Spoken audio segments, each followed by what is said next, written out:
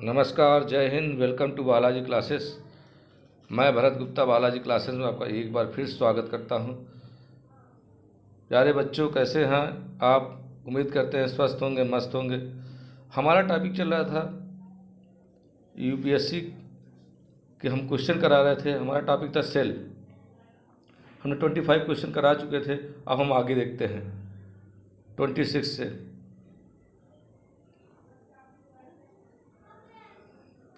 तो 26 क्वेश्चन है, R Q is more than one. R Q अभी आपको पढ़ा नहीं, रिस्पायरेशन का क्वेश्चन है, फिर भी क्वेश्चन यूपीएससी में पूछा गया है। R Q is more than one when the substrate under the aerobic condition. कह रहा एरोबिक कंडीशन के लिए आर क्यू किसके लिए ज़्यादा होता है? तो आर क्यू हमेशा कार्बोहाइड्रेट के लिए 1 होता है और एसिड के लिए मोर देन 1 होता है। और जो है अगर चर्चा करें प्रोटीन के लिए तो लेस देन 1 होता है।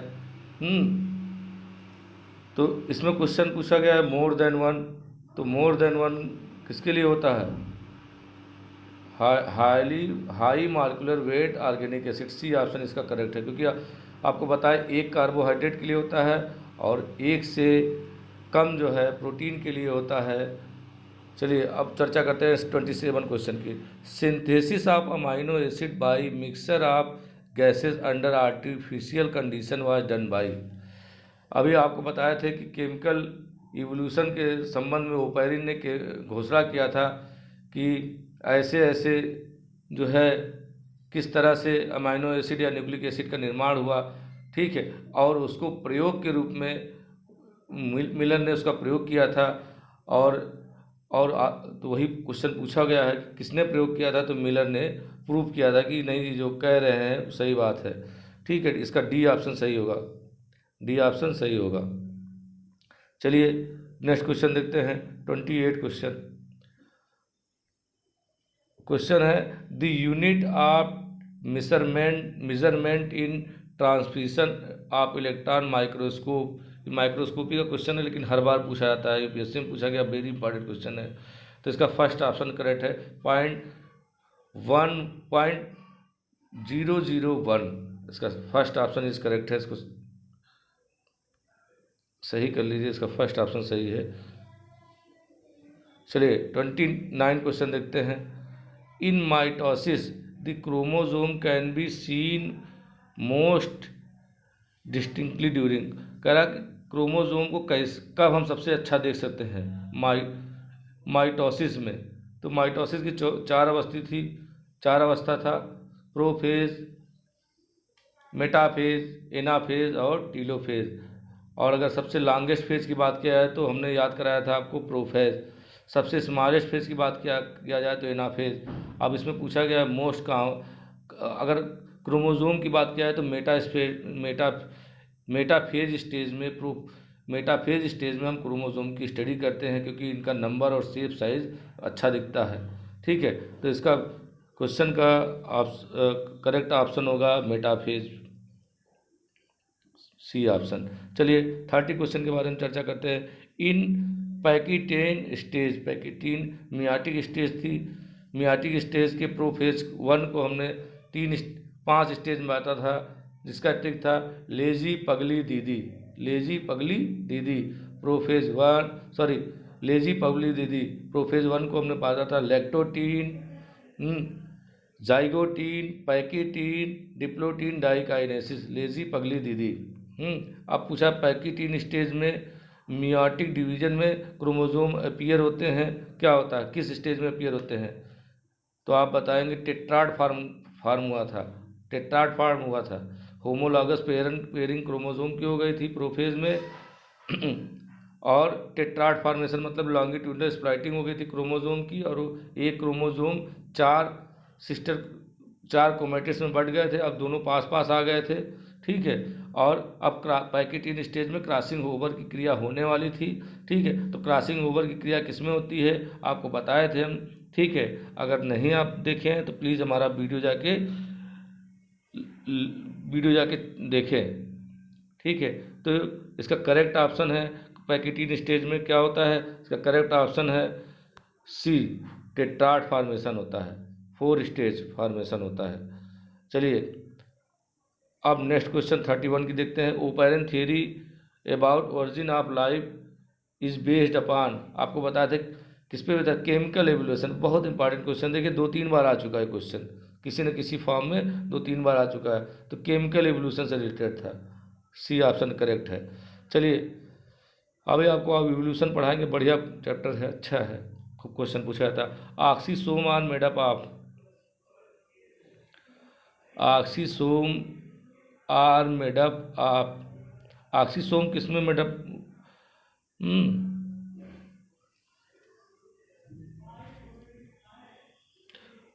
तो ऑक्सीसोम रिलेटेड किससे होता है, ग्लाइकोप्रोटीन से रिलेटेड होता है।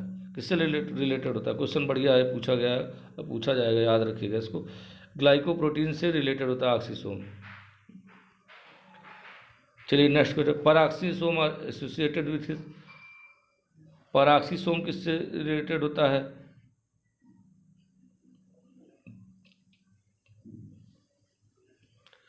पराक्सीसोम होता है फोटो रिस्पायरेशन से रिलेटेड। फोटो पराक्सीडेज एंजाइम पाया जाता है, ठीक है, कौन सा एंजाइम, बहुत इंपॉर्टेंट, वेरी इंपॉर्टेंट क्वेश्चन है। पराक्सीसोम किससे रिलेटेड होता है, फोटो रिस्पायर, हमने आपको माइक्रो बॉडीज पढ़ाया हुआ है, आप वहाँ जाके देखिएगा, सब आपको पता चल जाएगा कि ग्लाइको प्रोटीन क्या है, सब आपको पता चल जाएगा।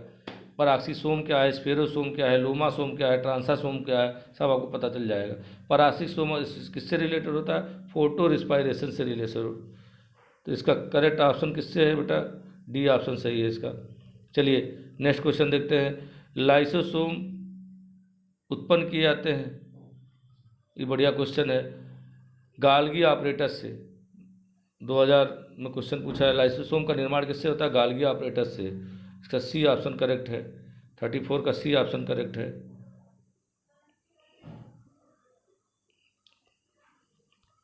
लाइसोसोम का निर्माण किससे होता है, गाल्गी का से होता है। इसे गर्ल फॉर्मेशन भी बोलते हैं, girl formation, GERL, girl formation. बहुत पूछन क्या किससे रिलेटेड होता है, तो लाइसोसोम से ही रिलेटेड है। चलिए अब नेक्स्ट क्वेश्चन देखते हैं, 35 question. In eukaryotes control of gene expression occur in, ये आपका जीन रेगुलेशन का क्वेश्चन है, ये आपको उसी समय बताएंगे। वैसे 4 लेवल्स में होता है, 4 लेवल। इसका करेक्ट ऑप्शन है, इसका करेक्ट ऑप्शन है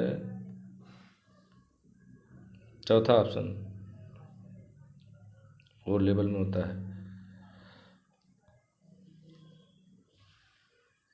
करा chromosome do not occur in pairs, किस गुणसूत्र युग में नहीं पाए जाते हैं, किसमें, सोमैटिक सेल में, जाइगोस्पोर में,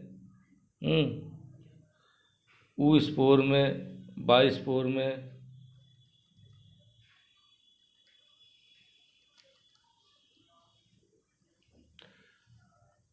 सोमैटिक सेल में हमेशा क्रोमोसोम नंबर क्या 2n में होगा। जाइगोस्पोर मतलब जाइगोट का निर्माण भी क्या होगा, 2n में होगा। ऊ स्पोर भी जाइगोट को ही बोलते हैं, ये भी 2n में होगा। इसका डी ऑप्शन करेक्ट है। बढ़िया क्वेश्चन है, ये सब इंपॉर्टेंट क्वेश्चन यही सब पूछे जाएंगे इस बार।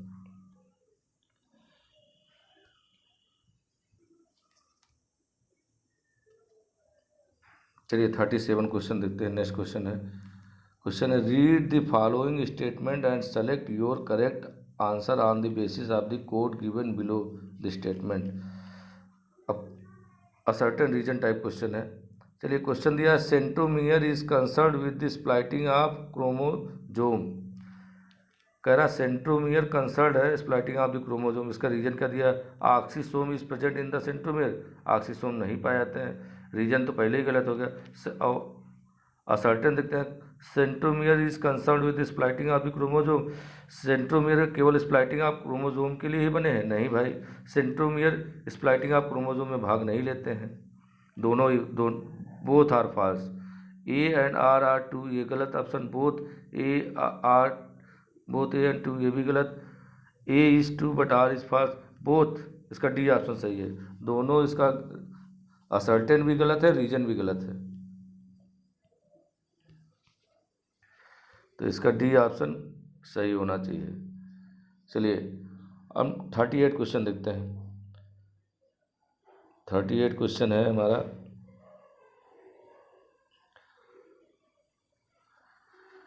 विच of the following theories of evolution is most accepted. सबसे ज़्यादा कौन एक्सेप्टेड है? लेमार्किज्म फेल हो गई थी, इसके बाद नियो लेमार्किज्म आई थी, वो भी फेल हो गई थी। म्यूटेशन थियरी ह्यूगो ड्यूबरीज ने दिया था और ये कुछ दिन तक सही रही, लेकिन सबसे अब मोस्ट एक्सेप्टेड करा इस समय एडवांस थियरी कौन चल रही है?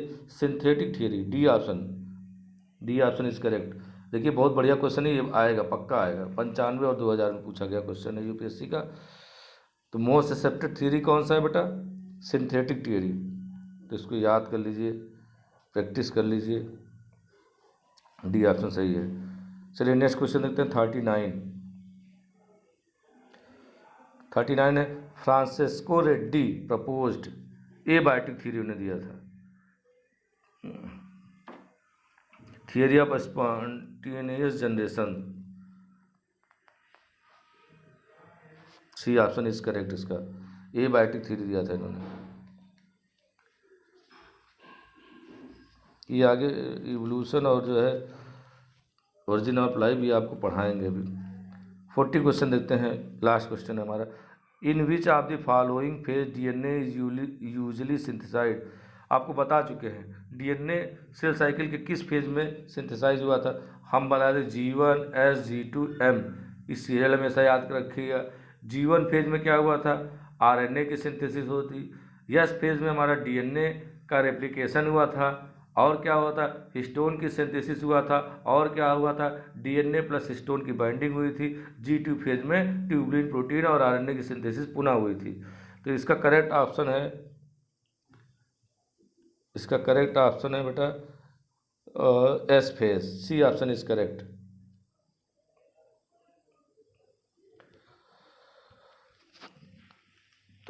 तो प्यारे बच्चों, उम्मीद करते हैं कि आपको